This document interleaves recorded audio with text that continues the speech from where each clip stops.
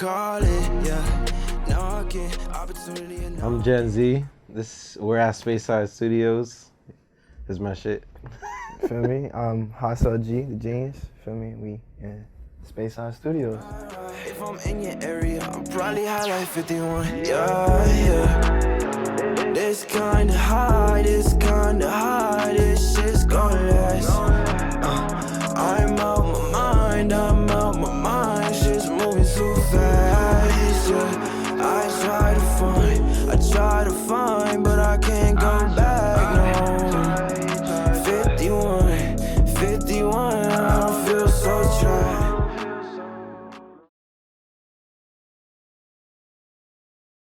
I think it was like 2 weeks. Yeah, a little over 2 weeks. So like 2.5 weeks to be safe.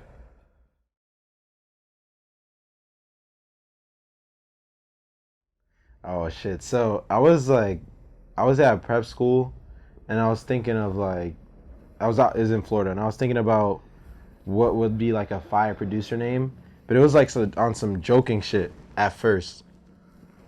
But then like, I started thinking about like just how like I'm a part of Gen Z. Obviously, I'm young. I'm 20, so I fit into Gen Z, and then like I feel like everyone always shits on like this generation of people and like saying like we're fucking shit up, and like I wanted to kind of take the focus away from like when people say Gen Z to think about like, oh, this generation fucking sucks, to like Gen Z, oh, that producer's fire, to like bring some brightness to the fact that like we like people look down on Gen Z, no bullshit. So I kind of want to like brighten it up a little bit. I mean, Hassel is my middle name. G is the first letter in my last name, Garcia. So kind of just fit right. And I always thought like, when it comes to rapping, I feel like the best rappers, you know, incorporate their name somehow into their stage name. So I didn't want to deviate too far. So I landed on Hassel G. And it's not Hassel, it's Hassel. Just for the future, for everybody.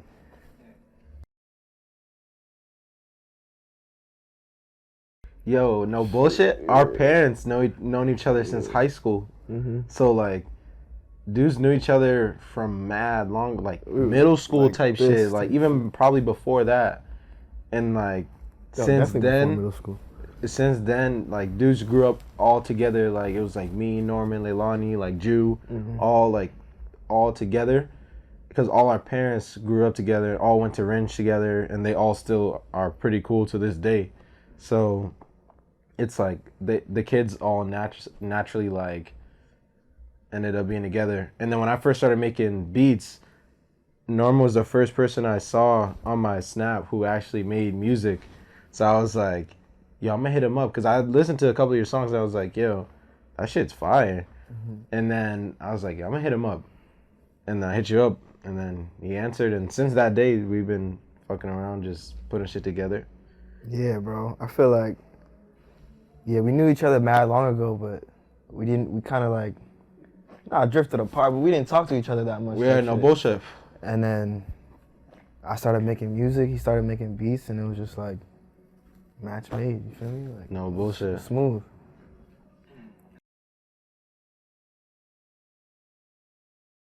Well, honestly, yo, we've been talking about that shit for a minute. Like, since I was in Florida at prep school, and that was like literally, that was a couple months into me like starting to make music. And I was like, I texted him and was like, yo, we gotta do a project. Like, we gotta do some shit. Cause every beat I was sending him on Snap, he was like, yo, that's fire, that's fire. And then we were exchanging beats. So like I sent him a couple beats, and then he record them and send them back, and then them shits came out fire. Like, so I was like, yo, we gotta do like a project or something. And then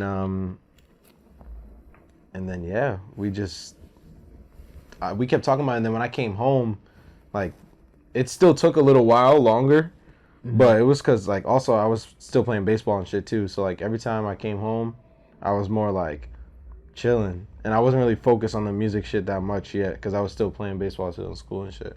But we were talking about it for a minute. Yeah, so yeah.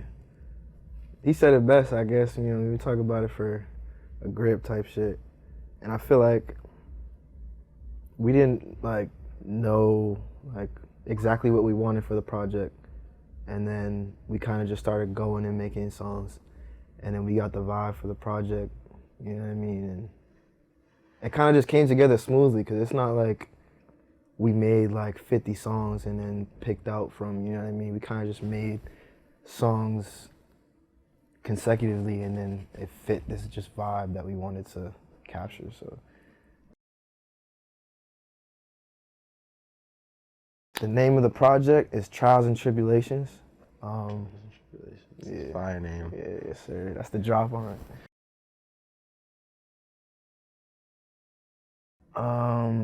So I mean, for everybody, 2020 was fucking rough. 2020 was a bitch. But, personally, I went through a lot of shit, so I feel like this album, or this project, whatever the fuck we gonna call it, I talk a lot about, coping with it, you know what I'm saying, what I'm doing. I don't want to give away too much, but yeah, just coping with, the trials and tribulations and what has transpired in the past year and a half type shit, you know what I'm saying? And the beats kind of just like brought that out of me, Yeah. That shit's different. That 2020 shit is crazy. Like, that was like the main, when we talked about it briefly, because the project name came together quick. Like, I'm pretty sure it was like a message. Yeah. Let's call it this. And it was, that's just what we It's called worked. it. But, I mean, that 2020 shit was fucked up. Like, everybody had some bullshit happen in 2020. But I feel like the tribulations part is like, if we're still here, then you made it out. Like, that's your tribulation. So from that point on, then you're only going up, because 2020, like, people were going crazy that we made it out of 2020. Like, thought that shit was the world was gonna end. That's what it felt like. Like, so much bad shit just kept happening that it sucked. But the project was tribulations. This shit's coming together. We're still here. Damn right. Well, I feel like, honestly, when it came to the whole construction of the tape, it didn't really, like, it wasn't something that we really talked about, like, let's get this type of vibe in here, like, we're gonna squeeze it in like this. It was just like, our sessions normally when we're cooking up, or when he pull up on me, because we used to do like shit on Saturdays, so he pull up on Saturday, we'll be at my spot when I was running my studio at my house for like hours and just cooking up mad shit. And then whatever was like fire, he would write to and then try and get recorded to. And this was even before I knew Kurt or any of the other engineers too. And then like we would do that, and then once we started working on the project beats, it just like, it wasn't like we chose like, yo, these, like, we're gonna do these 5 beats and then pick out of these 5, like he said that before. It was just like, one beat was made, oh, that shit's fire. The next beat was made, oh, that shit's fire. And then like, once eventually we got to a bunch, then it was like, it just revealed itself. Like, we didn't talk about it. It wasn't something that was like planned out, but it just came together like pretty cool actually. That shit's kind of fire. I say, my fault. I say for the writing process, it was just like, his beats were just like so like atmospheric that it was very easy to write too. So I kind of just, took it in stride, whether it was like, he was playing a beat and I came up with a flow. I'm like, all right, I'm gonna use that flow. I just don't know what to write to, you know what I'm saying? Like, or, oh, I know I'm gonna go crazy on this outro, but I don't know exactly what I'm gonna say. But this man's beats, bro, they just kind of spoke to me. So I kind of it was kind of easy, you know what I'm saying? It was easy and hard because I didn't want to fuck up the nature of the beat, you know what I'm saying? Because the beats are just so beautiful. But it meshed, bro, it meshed. I think it worked.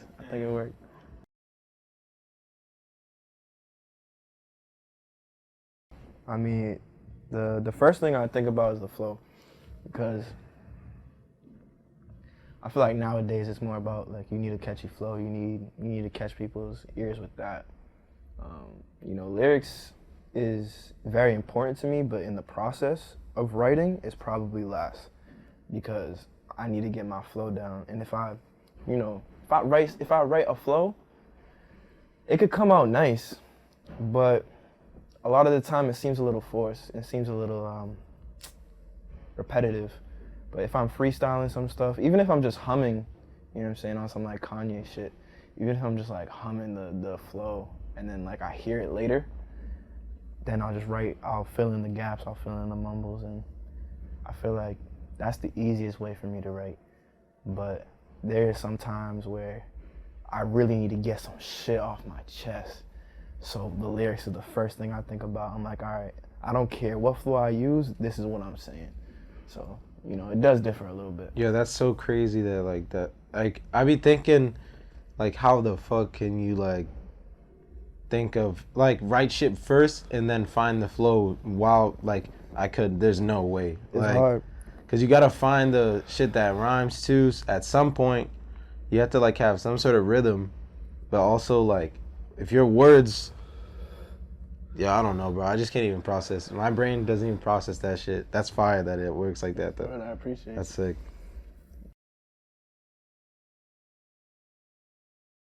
The melody always. I always start cooking up with a melody, because I feel like now music is like centered on melodies right now. 100%. And I feel like that's something in the industry that's never gonna change now, just based off of like artists are so talented and so able to like manipulate their voice in a way that it catches people's attention like an instrument does. Yeah. And that's like, if you can kind of accent that with a nice melody, then you're gonna capture your listener's ear. So like if I make my stuff super atmospheric, then my goal is to like make it wide, make it super big so that like it has that feel. So shit like that I try to cover first, and like all the concepts and shit. So I know like if the first beat that he was fucking with was Matrix, right? Say it was that one, and that was very atmospheric and very like strange, then I was like gonna base the other beats I made somewhat off that. So there was like a kind of like a chain. But I did all the melodies first because I like doing it like that. So I do the melody, then some of the beat, then the melody of the next one, some of the beat, and then do it like that for, what was it, 6, right? For all, yeah. that's all that's 6. why that's low-key why I feel like the album kind of like it sounds cohesive, but we didn't really plan it to be cohesive because you were just like, all right, he fucks with that, let me make something like that, but not like a replication of that shit, you know what I'm saying? So, Yeah. some fire shit.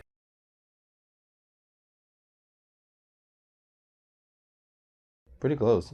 Yeah, I think. very close. A percentage out of 100. Probably like 85%. Yeah, 80, 85, maybe even 90. Like, Yeah, you yeah. really just... I mean, I think the only thing that would need to be done that's like, that could be done besides like is that we sit down for like one session and just get final mix ideas out. So like anything that like, any like thing that he didn't fuck with, anything that I didn't fuck with, that was catching your ear, to get them out. And then after that, if in the same session you have time, then any last minute like creative ideas you have. So like we were talking about it in the last session about possibly like linking all the songs together on some fire shit, but that's like something that would have to be like separate from just to get finalizing the project. The rest would be extra shit, but it's pretty close to being done. It's laid out. It's like all the songs are basically done. Yeah. There's not much I have to do on the microphone anymore. So No, deadass. I don't think there's anything, no bullshit. It's just that one verse.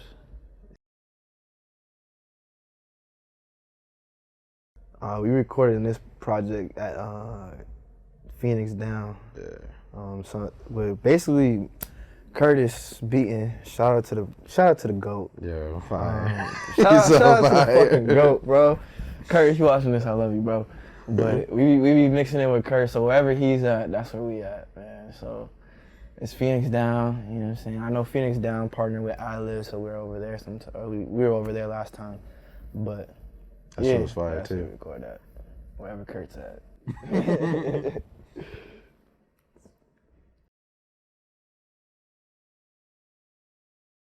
6.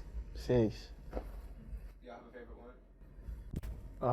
Shit. I think we both have a favorite one, right? Yeah. So I feel like we should keep that one under wraps, low key. Nah, yeah. And let's just say our second. That's favorite. yeah. Let's say our second. That favorite. one's a secret. Yeah, the favorite one is definitely a secret. Yeah, we're gonna say our second favorite. So besides that one that we both like, know is our favorite. It's hard, but I feel like the one I just made, Area 51, might be my favorite. It kind of goes crazy. It just has that atmospheric vibe. I can't wait to like ride in a whip in the summer, nice weather to that song. You know what I'm saying? It's some about it. Like I feel like I was saying in the car, like it covers a bunch of crowds. Like there's no like boundary to that. Like I feel like anyone could sit down and listen to that and be like, yo, this shit's fire. Like it just has that sound, and that's why I was fucking with it. Like it really gives off the sound of something that's just like, This is gonna be crazy. wow. It's gonna be crazy. It's just like it gives you a bunch of different vibes, and it's so cool. Yeah.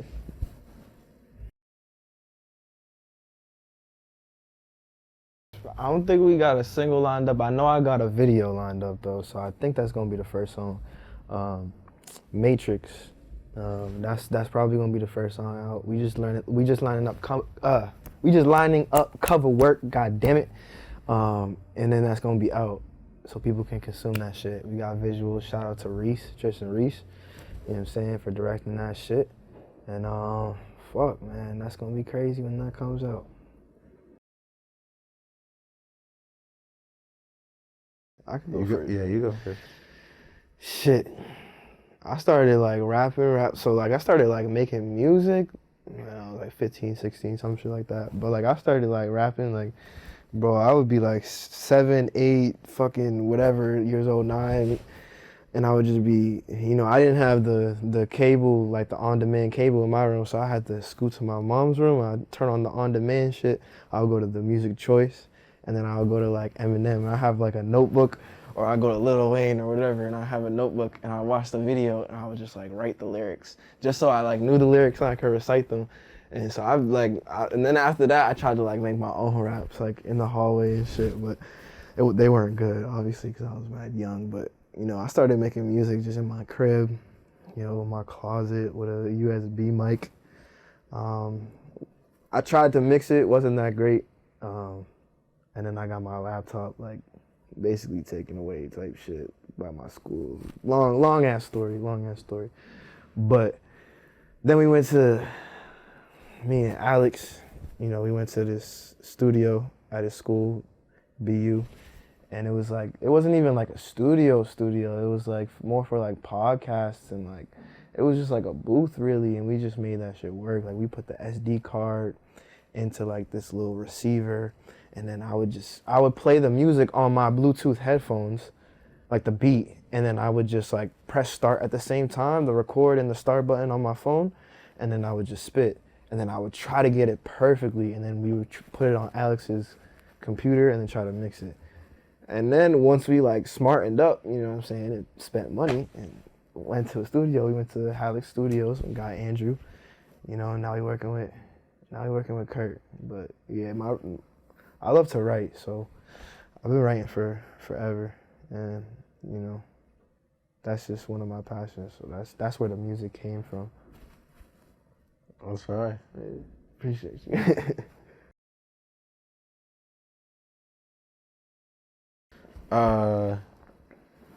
No bullshit. It's gonna sound dumb as fuck, but I was dead ass on YouTube one day at the crib. I was a fiend in video games, and all I did was play baseball and play video games. So I was at the crib watching YouTube for a Call of Duty video, and I got an ad for FL Studio of the new update. It was like FL 20 point something. And I seen that shit, and I was like, that looks kind of fire. And then I like kept it in mind, and then I texted my grandfather. I was like, can you get me this software that I just saw an ad for on YouTube? And he bought that shit. and then like since then, I was fucking with it. But low key, like periodically, I didn't really make music like that because I was playing baseball. Like I was like really seriously playing baseball. So like when I was in prep school, I was making beats like every now and then, and I was trying to stay busy. But like it's not as much as I was like in the last like during COVID, how much I was able to make beats and shit and like practice and learn new shit, like take new notes, read the book for my MPC and shit. Like it was different. So I really, it was like a weird process of learning because I wasn't like learning at first. I was just like experimenting and kind of just trying shit. And then eventually I started learning. And then obviously like other producers helped me out and shit. But like I was able to like take what I was taught from like other guys and also apply what they like their knowledge along with knowledge that I learned from other producers on the internet and stuff like that, and like seminars, shit like that, just all that. It's a weird little journey, but it's low-key, it's still going on too. Like it's crazy. It's only been like a little over, it's been like a year and a half almost. So like in a year and a half, like shit is moving in such a weird direction that's like it's mad funny. Like it just cooked. So but nah.